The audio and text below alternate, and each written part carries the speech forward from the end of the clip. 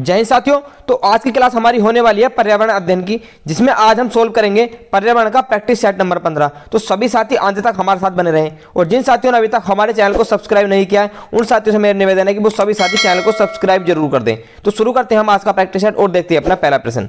आज का पहला प्रश्न है, मूल्यांकन का मुख्य उद्देश्य क्या है, किस वजह से मूल्यांकन किया जाता है। ऑप्शन नंबर 1 देखेंगे, केवल परीक्षा करवाना, अनुशासन बनाए रखना, केवल प्रश्न पत्र बनवाना या फिर अधिगमकर्ता की उपलब्धि जानना एवं सुधार लाना। तो क्वेश्चन नंबर 1 का सही आंसर क्या हो जाएगा?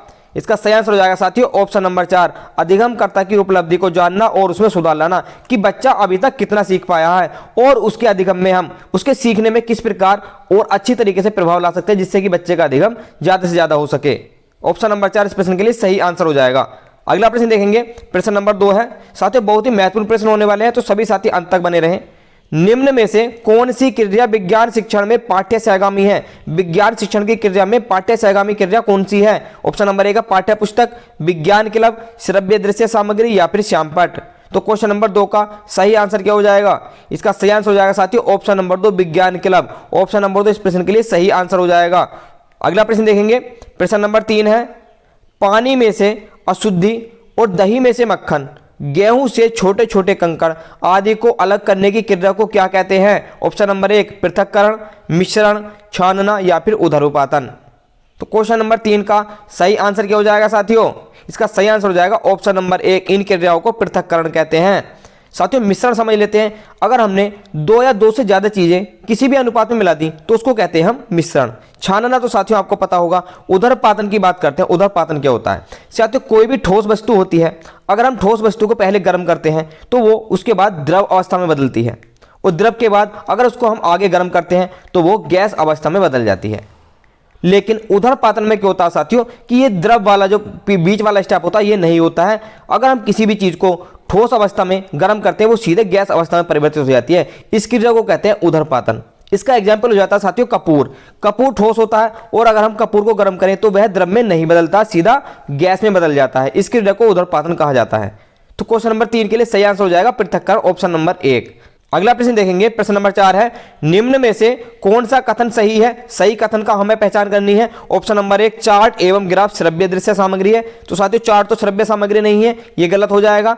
श्रव्य दृश्य सामग्री छात्रों के लिए उपयोगी है, ये सही हो सकता है। चार्ट का प्रयोग केवल सामाजिक विज्ञान में किया जाता है, ऐसा नहीं है कि सामाजिक विज्ञान में ही चार्ट का प्रयोग करें, किसी भी विषय में हम कर सकते हैं।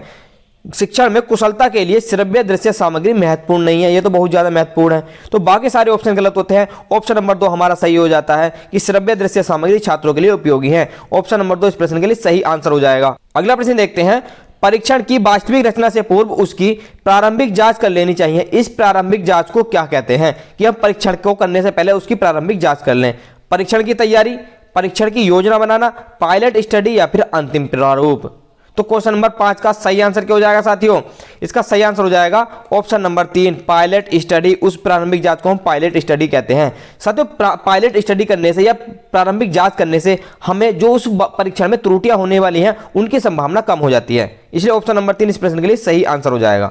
अगला प्रश्न देखेंगे, प्रश्न नंबर 6 आज के प्रैक्टिस सेट का, निम्नलिखित में से कौन सा राज्य या देश राजस्थान के जैसलमेर, बीकानेर तथा श्रीगंगानगर इन जिलों से लगा हुआ है? मध्य प्रदेश, गुजरात, हरियाणा या फिर पाकिस्तान। तो साथियों ये जो 3 जिले हैं जैसलमेर, बीकानेर और श्रीगंगानगर, इनसे पाकिस्तान देश की सीमा मिलती है। ऑप्शन नंबर 4 इस प्रश्न के लिए सही आंसर हो जाएगा। अगला प्रश्न देखेंगे, प्रश्न नंबर 7 है, प्रथम कृत्रिम उपग्रह का नाम था, पहला कृत्रिम उपग्रह कौन सा था? ऑप्शन नंबर 1 हो जाएगा हमारा आर्यभट्ट, भास्कर, रोहिणी या फिर एजुसेट। तो क्वेश्चन नंबर 7 का सही आंसर क्या हो जाएगा? कौन सा हमारा पहला प्रथम कृत्रिम उपग्रह था? इसका सही आंसर हो जाएगा साथियों ऑप्शन नंबर 1 आर्यभट्ट।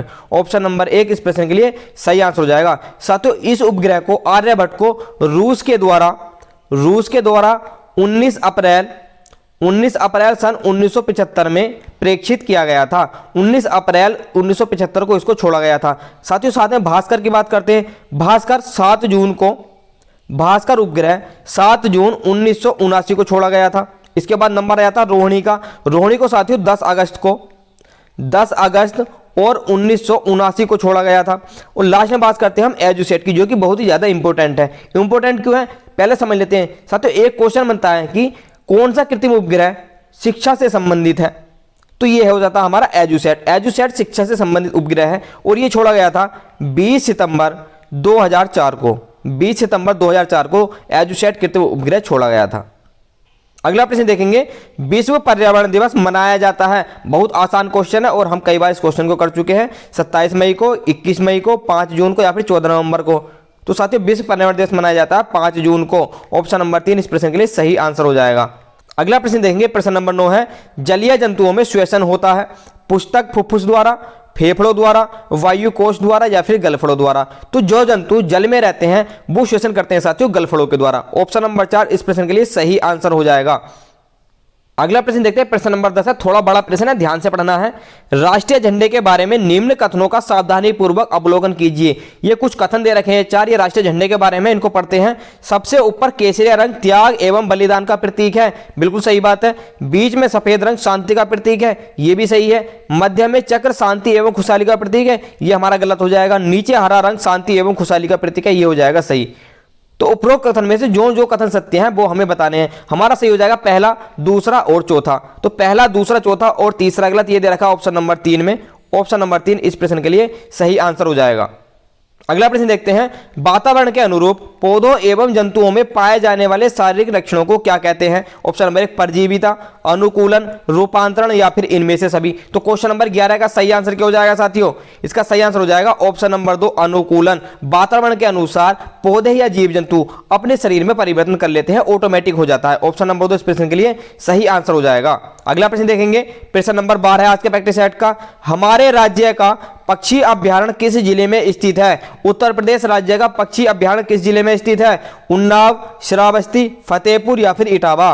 तो क्वेश्चन नंबर 12 का सही आंसर क्या हो जाएगा साथियों, इसका सही आंसर हो जाएगा ऑप्शन नंबर 1 उन्नाव। हमारे राज्य का पक्षी अभ्यारण्य उन्नाव जिले में स्थित है। ऑप्शन नंबर 1 इस प्रश्न के लिए सही आंसर हो जाएगा।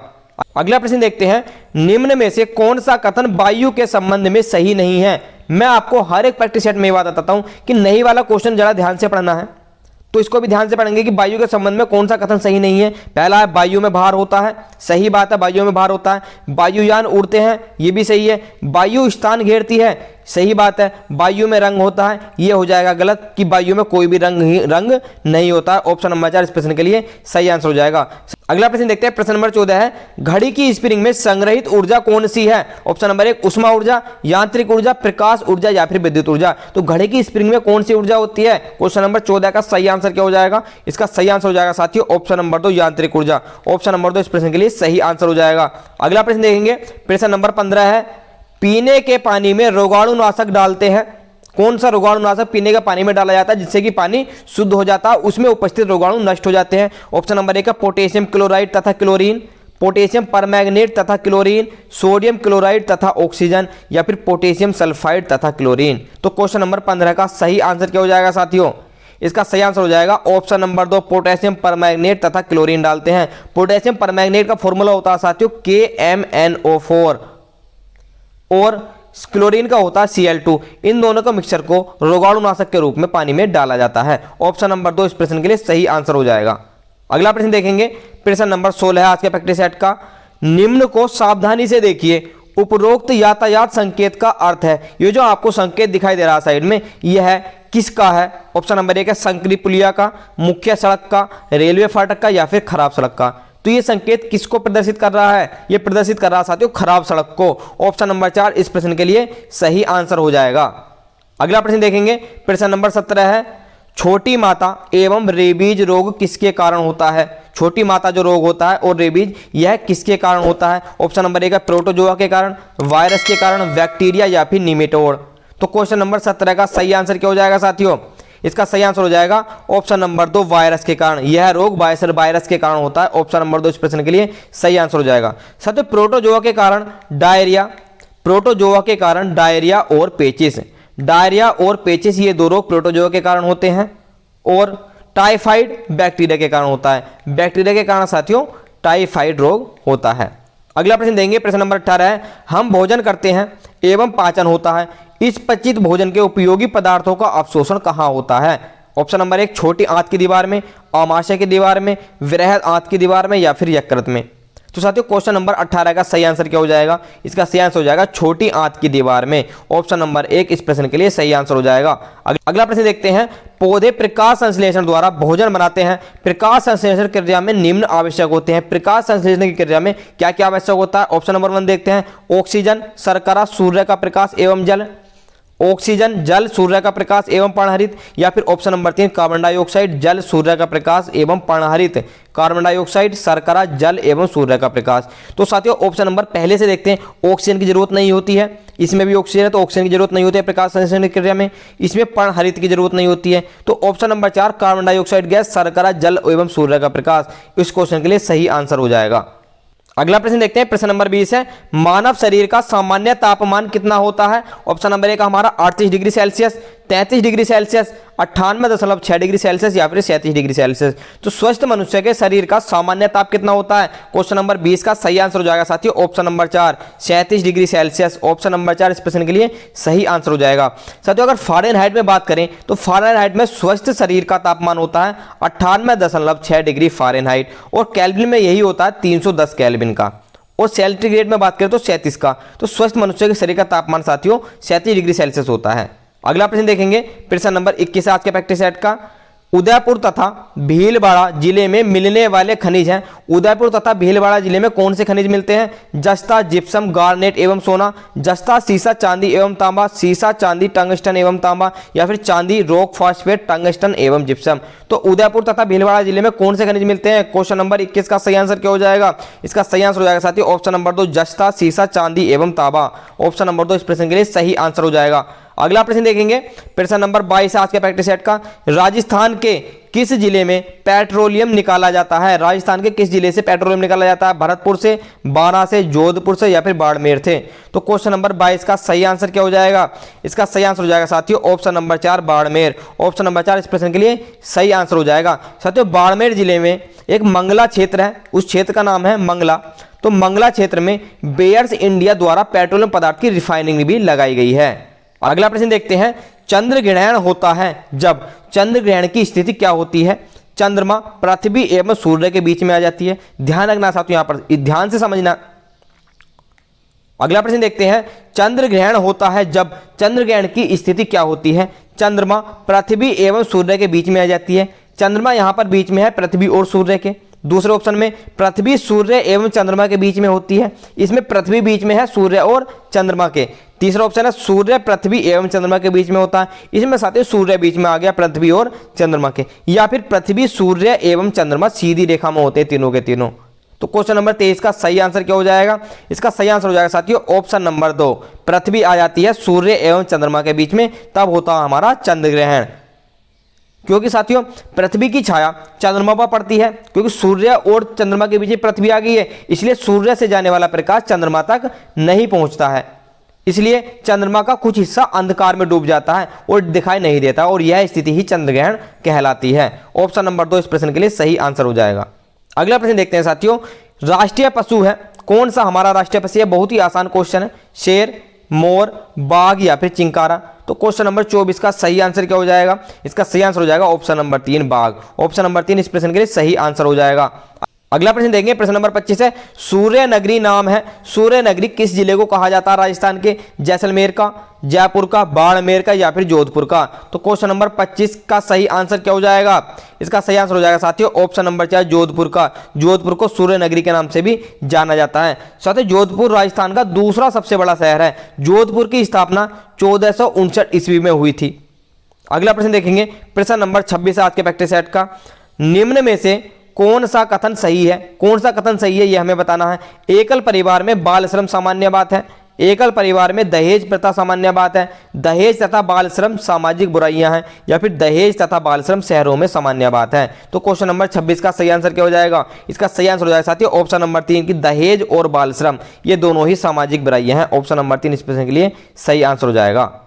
अगला प्रश्न देखेंगे, प्रश्न नंबर 27 है, मानव शरीर हड्डियों का ढांचा मात्र रह जाता है, इसका क्या कारण है? ऑप्शन नंबर 1 लंबे समय तक शराब का सेवन करने से, लंबे समय तक तंबाकू ग्रहण करने से, परिवार के लोगों द्वारा नशा करने से या फिर परिवार के लोगों द्वारा तंबाकू ग्रहण करने से। तो क्वेश्चन नंबर 27 का सही आंसर क्या हो जाएगा? इसका सही आंसर हो जाएगा साथियों ऑप्शन नंबर 2, लंबे समय तक तंबाकू का सेवन करने से मानव का शरीर हड्डियों का एक ढांचा मात्र रह जाता है। ऑप्शन नंबर 2 इस प्रश्न के लिए सही आंसर हो जाएगा। अगला प्रश्न देखेंगे, प्रश्न नंबर 28 आज के प्रैक्टिस सेट का, निम्नलिखित में से कौन सी सामग्री घर बनाने में काम नहीं आती है? हमें उस सामग्री का नाम बताना है जो घर बनाने में काम नहीं आती है। ऑप्शन नंबर 1 हो जाएगा लोहा, सीमेंट, पत्थर या फिर स्कूटर। तो ये तीनों तो घर बनाने में यूज होते हैं। एक हो जाता है स्कूटर जो कि एक परिवहन का साधन है। ऑप्शन नंबर 4 ही हमारे प्रश्न का सही आंसर हो जाएगा। अगला प्रश्न देते हैं, प्रश्न नंबर 29 है, ऊन प्राप्त होती है, ऊन किस किस जंतुओं से प्राप्त होती है? भेड़, शेर एवं ऊंट के बालों से, भेड़, ऊंट एवं याक के बालों से, ऊंट, हाथी एवं खरगोश के बालों से या फिर गाय, बकरी एवं भेड़ के बालों से। तो क्वेश्चन नंबर 29 का सही आंसर क्या हो जाएगा? इसका सही आंसर हो जाएगा साथियों ऑप्शन नंबर 2, भेड़, ऊंट और याक के बालों से हमें ऊन प्राप्त होती है। ऑप्शन नंबर 2 इस प्रश्न के लिए सही आंसर हो जाएगा। अगला प्रश्न देखते हैं, प्रश्न नंबर 30 आज के प्रैक्टिस सेट का लास्ट प्रश्न है, बंदर, शेर तथा चूहे के घर क्रम से कौन कौन से? ऑप्शन नंबर 1 गुफा, बिल एवं पेड़, घोंसला, पेड़ एवं गुफा, पेड़, गुफा एवं बिल या फिर बिल, पेड़ एवं गुफा। तो हमें क्रम से ही बताने हैं बंदर, शेर तथा चूहे के घर। तो इस क्वेश्चन का सही आंसर साथियों आपको कमेंट में टाइप करना है।